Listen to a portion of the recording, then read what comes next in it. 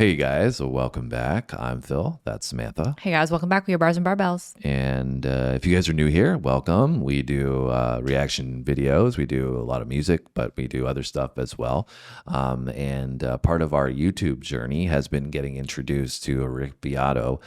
Really great channel. You guys have to go and check out his channel. He offers so much insight, so much knowledge, and really, has, I think, shown the power of YouTube and how you can influence the music community in a positive way. Educate people. Yeah, and he's obviously very cultured in the music industry as well. So anyways, we got this video here.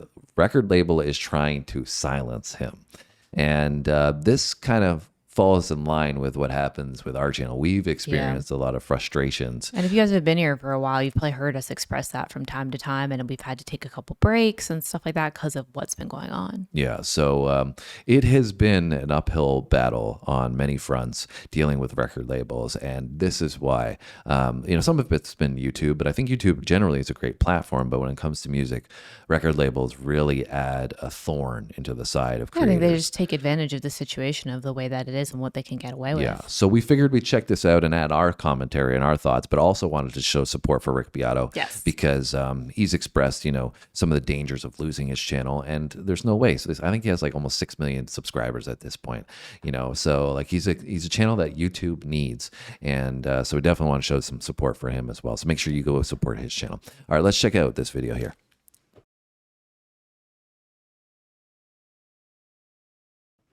Hello everyone. I hate making these videos, but I really need to because it seems like the only thing that ever gets done is when you talk about this stuff. UMG, Universal Music Group, has continued to send emails about copyright content ID claims and now copyright strikes on my channel. As a matter of fact, I have 3 shorts, okay, these are under a minute long, that if they go through in the next 4 days, I'll have 3 strikes on my channel.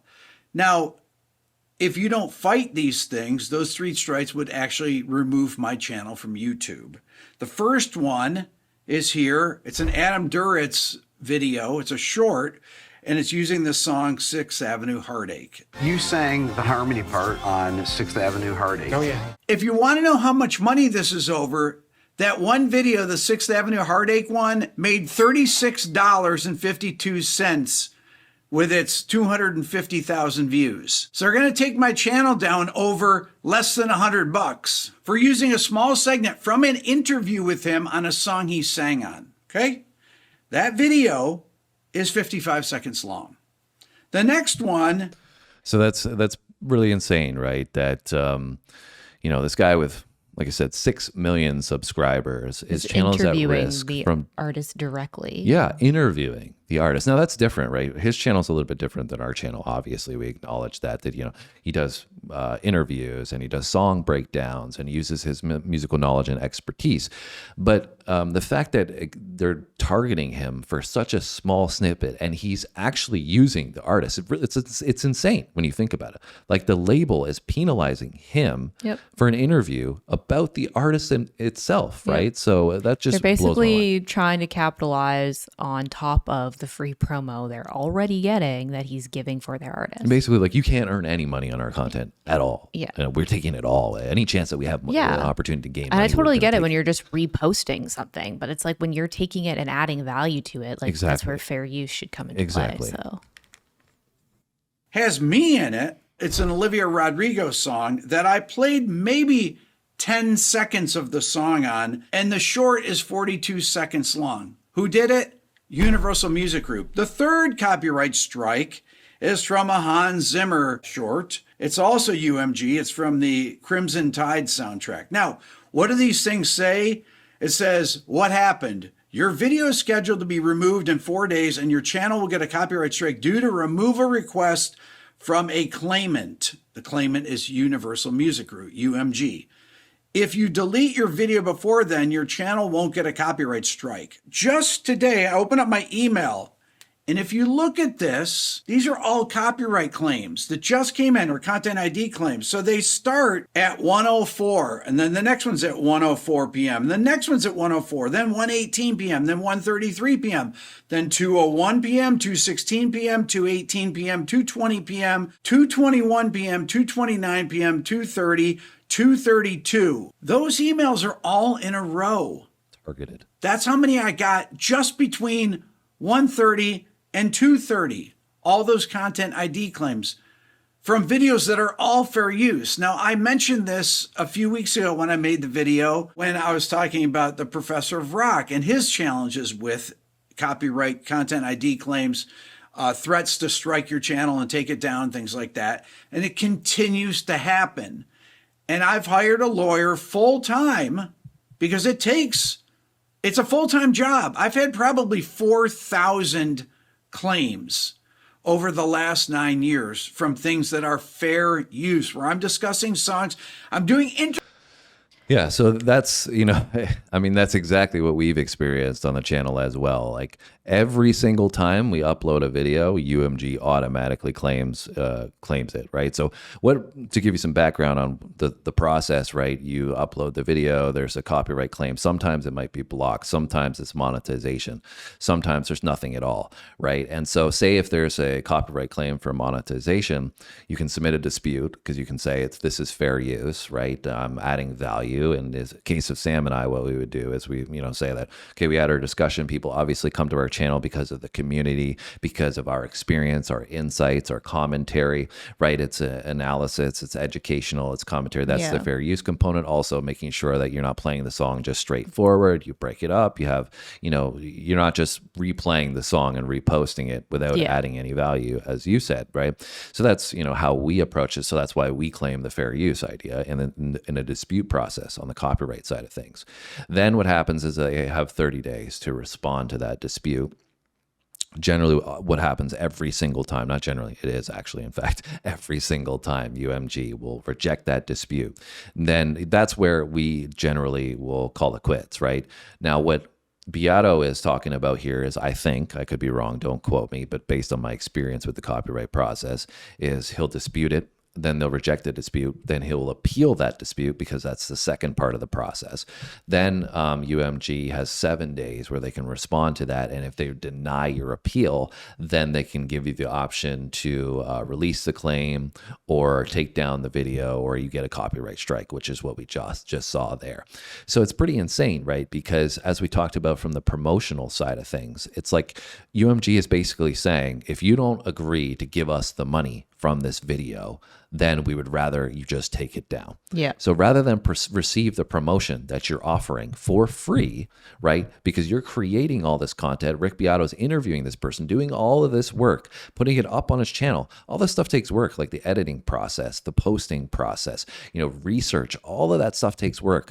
And so UMG is basically saying, we don't care that you're doing all that. We only care about the money. We don't care that you're promoting this artist in any way, shape, or form. That's all that matters to us. Yeah, 100%. And I think the thing that's just wild to me too is that, like you said, the free promotion side, they're not even taking into account that some of these artists that we're reviewing or we're, making videos about, they don't have a huge... You and I, you're talking about. Yes, like the videos that Phil and I do, is that we're going back in time, right? Like so 50 years. Exactly. So part of our goal is to continue to reintroduce that music to newer generations and people who come to our channel so that it can live on. And it's like they completely disrespect that and don't even see the value in that because all they care about is the money in the moment. And they're not thinking about that. If people don't continue to talk about this and share this, like 20 years from now, some of these groups, like newer generations, aren't even going to pay attention to or know that they even existed. Yeah, and that's, I think, a big component as well. Is like, it's different if maybe you're doing something brand new that was just released, because then you're hopping on the trend,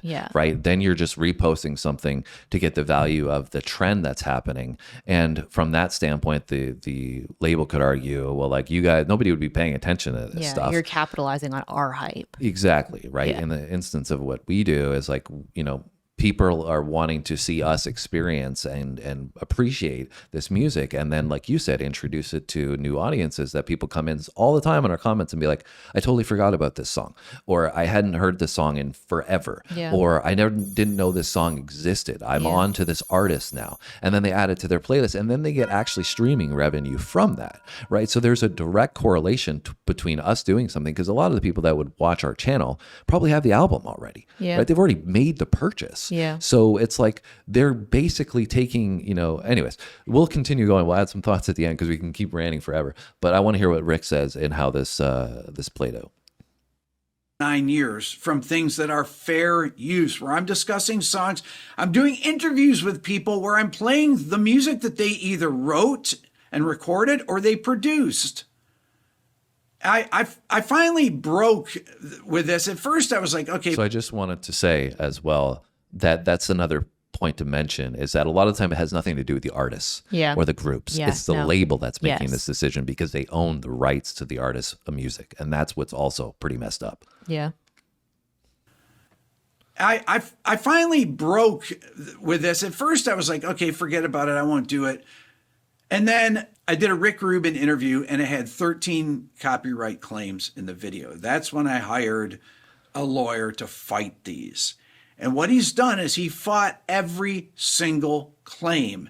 And there's many of my interviews, which are all fair use, that have multiple songs in them. When I interviewed Daniel Lanois, there were so many songs in it. Brendan O'Brien, all these producers that I interview, and forget about the artist that I interview where I play their music and we talk about it. You need to play people's music to talk about it.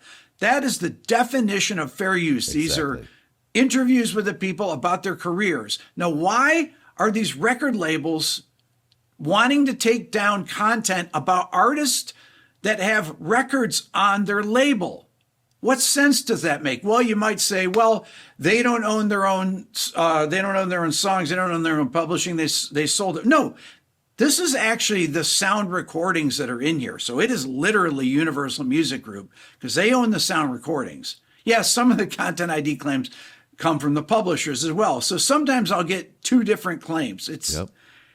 I don't even understand how this works, honestly. But we have successfully fought thousands of these now. But it literally cost me so much money to do this. Since we've been fighting these things and never lost one, they still keep coming in. I mean, it's ridiculous. What do I have to do here? I'm sorry to come on and complain, but Universal, honestly, they're all Universal Music Group. So they obviously have hired some third-party company that are dredging up things. They're looking for things that haven't been claimed in the past. They're taking videos from 7-8 years ago. Give it a rest. My God. Now, if I didn't fight these 3 claims, my channel would get taken down with my 2,000 videos. Is that ridiculous? It's ridiculous to me. And they're for interviews. It's ridiculous. Agreed. Love to know your thoughts. Hit subscribe, leave a comment, write to UMG, whatever. Thanks for watching. And Agreed, I think Rick. that's a big component, and part of the reason why we wanted to do this video and look at exactly Rick's experience, and I've seen him talk about this in other videos before, right? Is because more people need to be aware of this. And I hope, who knows, maybe we're going to get targeted on our channel now even more than we already are. But we tend to just accept what happens because we don't want to, as Rick said, risk losing the channel. It's also ridiculous, like he said, that's even the way that it falls. It's like as the creator, you have to assume all of the risk and basically just shut up and be quiet, or you lose your channel and the big bad music group gets to be the bully. It's ridiculous. Yeah. And I mean, you look at the bigger picture, even if we're talking about the money side of things, right? Greedy. Like, you look at how much money UMG is making. Because think about it, it's not just our channel, it's not just Rick's channel, it's every creator out there that they're claiming. This is insane. the amount of money. And that's why they're doing it, right? Because they are able to leverage this so easily from scaring people, scaring creators into not fighting back. And they just claim all this money. It's easy. It's like just stealing somebody out of somebody's pocket with no resistance at It's all. also kind of ridiculous to me because it's like YouTube has no protection for their creators, and Right. creators are what make their entire platform. So like, you think YouTube would get some balls and be like, oh, maybe we should do something about this? Yeah, I mean, I think, YouTube's in a tight spot though, right? Because they're having to negotiate the licensing agreements with the labels. I'm not saying that they shouldn't protect their creators, protect us more. 100% they should. And they should have a better system in place for the copyright ID. Yeah. And they should probably shell out some money just to say, look, we don't want to have to deal with this whole copyright process. We're just going to pay you to be able to use these songs for whatever ways that we want on the platform. We'll give you this lump sum, and then we just take all the money and we split that with the creators. And that's probably a more prudent way to approach it. But I think that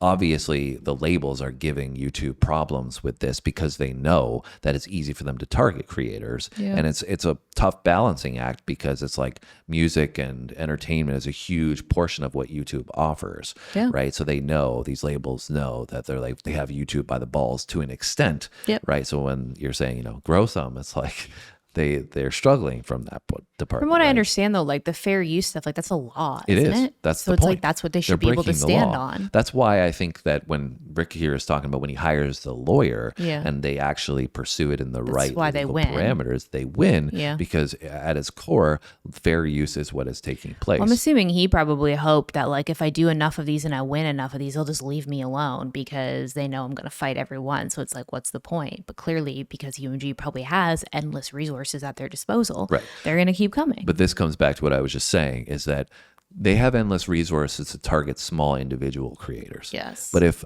every creator or lots of creators start saying, no, we're not going to accept this anymore, back. they all of a sudden become outnumbered and they don't have the resources Yeah. to fight against everybody all at the same time. Yeah. Because if they have to take, to court 100,000 people to fight all these things, good luck. Yeah. Because then all of a sudden, you have crowdfunding and, you can make sure that, everything is funded publicly. And then you have the private company here who is going to be really struggling to fend that off. And it's probably going to be looked at as this, we're just going to lose. So we might as well just give up. Yeah. Right. But it's been the opposite for a very, very long time. So Rick's experience is something that we've had as well on our channel. And one thing I would say, though, is that it's not just UMG now.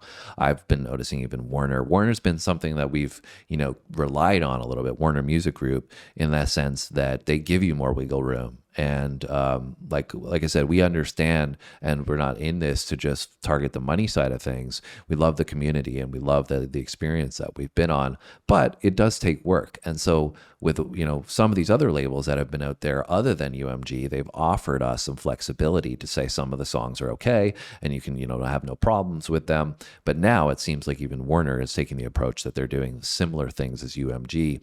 And as Rick also said, even sometimes when there's nothing out there or a claim is released and let go, all of a sudden 30 days later a new one pops up. To Yeah. me, again, that's ridiculous. Where it's like the publisher or the songwriter or somebody else all of a sudden now apparently has a claim. Right. So that's, again, ridiculous. It's like everybody and their mother shouldn't be able to claim your content on your Yeah. channel. It's like you have 30 days or something like that. Release the claims. If there's no other claims at that point, It's then done. It's done. Well, You even move like on. he's saying, right? Like 8-9 years later, Exactly. like, are you joking? It comes back to what you said, no protections. Yeah. Right? Like none. There's no statute of limitations on how long you Yeah. can claim these things. Anyways, we've been rambling for way too long. Clearly, you know that this is an important issue to us because the health of the channel is what matters, right? Yeah. And that's why we've been trying our best to manage this process on our own. Like we said, we can't go and hire lawyers to conduct all this stuff. Yeah. And most people can't, especially we're bigger now as a channel, coming around 250 and we're nowhere near what Rick Beato has done here. But I think about it when, we started at, you have 10K and 20K and 50K subscribers even, like your resources are even more limited at that point. Yeah. And that's why they target those channels. Yeah, I think also too, like once your channel gets a little bit bigger, you start getting on their radar, right? And it's just an easy claim for them. They're like, oh, let's go see what this channel's put out in the last week and claim every single one of their videos. Like, like he said, they're probably hiring people to just go around and do this all day long. anyways, you guys should let your voices be heard. Hit the comments down below. Let us know your thoughts. Go and support Rick Beato's channel as well. Let him know your thoughts as well. Any other creators, Professor of Rock he mentioned in there, go support them, because we need you guys, and that's how we survive, by this community that supports us. And maybe some more noise will get made about this issue, and we'll find a resolution to it in the future. For right now, I don't think so, but you guys are what's driving our channel. So thank you so much. Thanks, Have a guys. great day. We'll see you on our next video. Thanks for watching.